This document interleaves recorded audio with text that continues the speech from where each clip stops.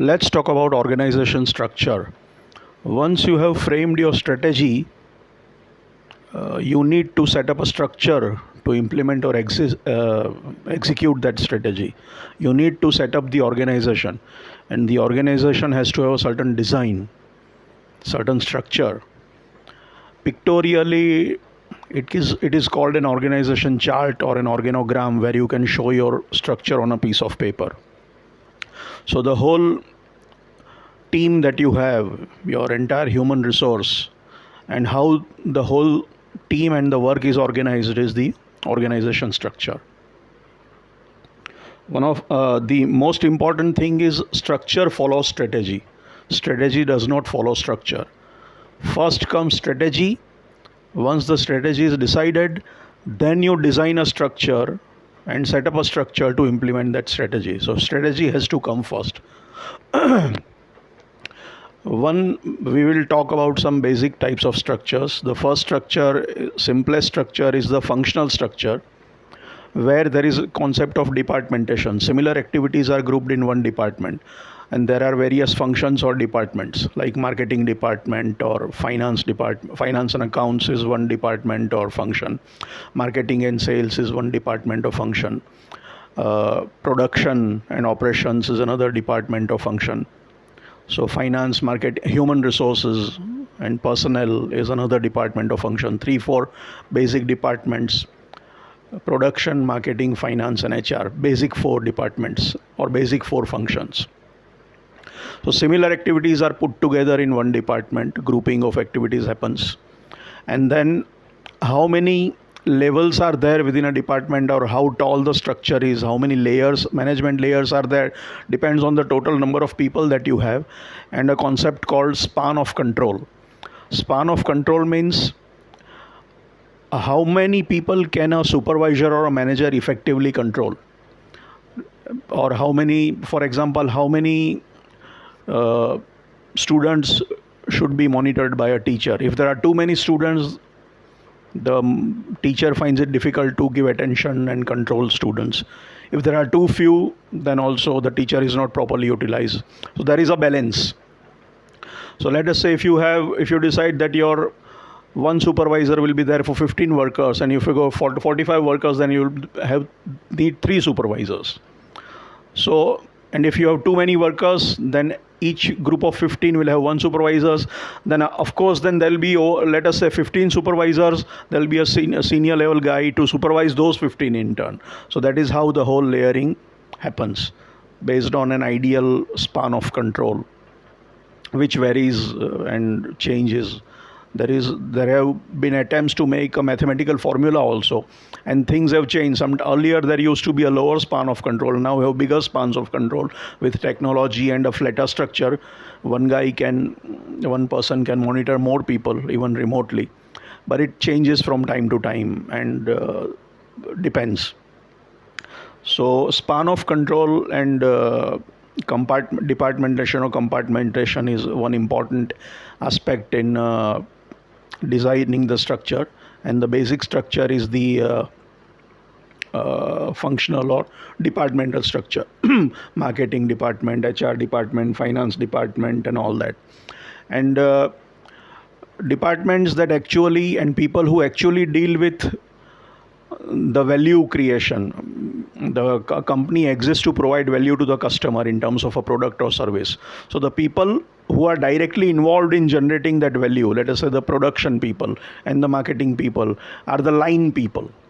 And the people who support that basic business activity are the staff people. Let's say HR is a staff function. Finance is and accounts is a staff function. Production is a line function, because the product is what the customer wants. So production guy is the line man, is the line manager. And people who support the basic production and delivery of value to the customer are the staff people, and people involved in the production or creation and delivery of value to the customer are called the line people. That is another way of looking at these relationships. So you have reporting relationships. There is a junior, he reports to somebody who is a boss. These are called reporting relationships. Sometimes there are 2 kinds of reporting: administrative and functional reporting. Administrative reporting is simply like time, attendance and all that, you need to control that. So somebody has to control that part of it. Functional reporting, it is the actual work related reporting. The guy has a boss, and the boss takes care of what he is doing day to day, how he is doing, training him, controlling him and all that. And somebody else may be keeping a record of leave taken by that person, and attendance and timeliness and all that. Sometimes the functional boss is sitting somewhere else, and the administrative the employee is in an office where he is reporting administratively to somebody who is there. So the administrative person is taking care of when does he come in, what time does he leave, when his attendance and all that. Whereas the functional boss is sitting in some other place, but the actual reporting is between the functional boss and the employee. So the working is functional, whereas the other part is the administrative. And the administrative reporting and the administrative person, the boss and the administrative reporting happens in one place. Maybe the functional reporting happens in a different place, or maybe the functional reporting is in one place and administratively it is reported. The functional boss and the subordinate are in one place, but the administrative reporting is done to some other central location. So that varies. So that is your basic departmental or functional structure. It has its own pros and cons.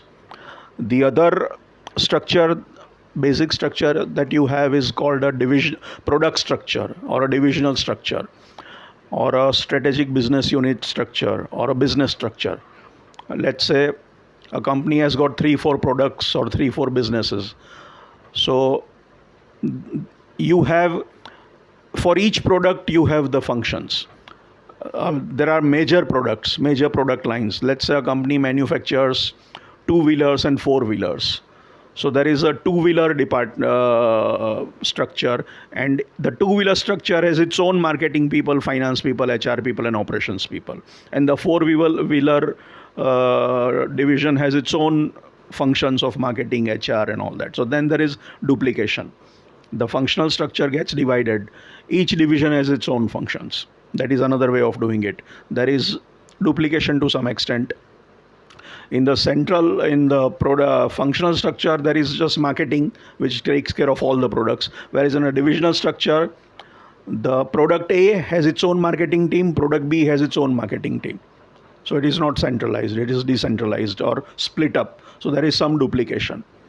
In a divisional structure, there could be one corporate central team. Let's say there is product A has its own human resource and personnel team.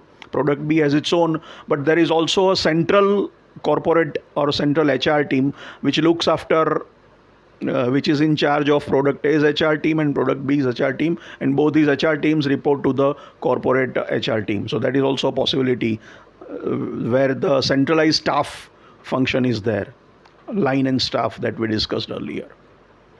So this is another basic structure, which is the divisional structure or product structure, product group structure, strategic business unit SBU structure, whereas the product group is a strategic business unit. It is a profit center. It is treated as a business in itself, and it has its own balance sheet and profit and loss account, right? The other important structure is a matrix structure, which is a bit complicated, where you have let's say a multinational company comes to India and it appoints a country head, the Indian country head, and he looks after all the businesses in India.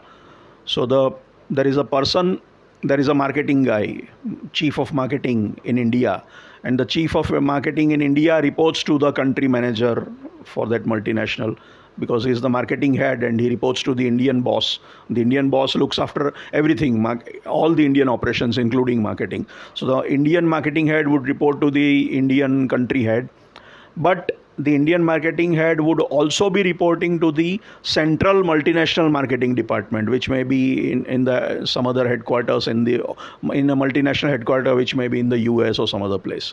So then there is dual reporting. He is reporting to the Indian product business head or country head, who is not the marketing head, who is the business head, overall business head. And functionally, he is also reporting to the functional marketing So the central marketing division or headquarters in overseas. So there are two kinds of reporting. There is dual reporting. So the chain of unity of command concept is a bit diluted here that we saw earlier.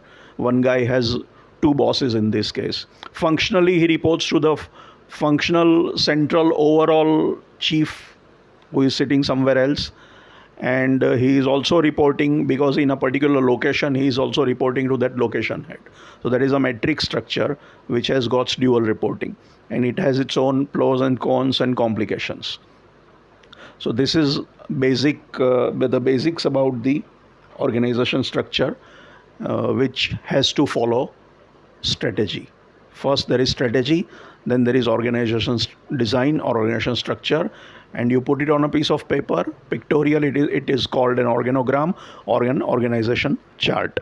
Thank you.